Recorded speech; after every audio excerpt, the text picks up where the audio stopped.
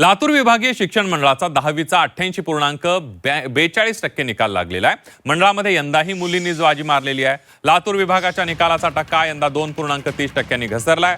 लातूर मंडळांतर्गत येणाऱ्या नांदेड आणि धाराशिव या 3 जिल्ह्यांपैकी लातूर जिल्ह्याचा सर्वाधिक निकाल लागलेला आहे। त्याखालोखाल धाराशिव जिल्ह्याचा 91.29% तर नांदेड जिल्ह्याचा 83.62% निकाल लागलाय। गत वर्षीच्या तुलनेमध्ये यंदा लातूर मंडळाच्या निकालामध्ये जवळपास 2.30% घसरण झाली आहे।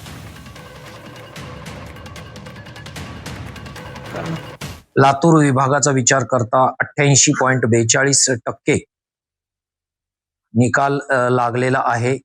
यामध्ये 3 जिल्हे येतात। त्यात नांदेड जिल्ह्याचा 83.62%, धाराशिव जिल्हा 91.29% आणि लातूर जिल्हा 92.80%। अशा टक्केवारीने विद्यार्थी उत्तीर्ण झालेले आहेत। यामध्ये मुलींनी नेहमीप्रमाणेच बाजी मारलेली आहे। 7.16% जादाचा निकाल विद्यार्थिनींचा लागलेला आहे।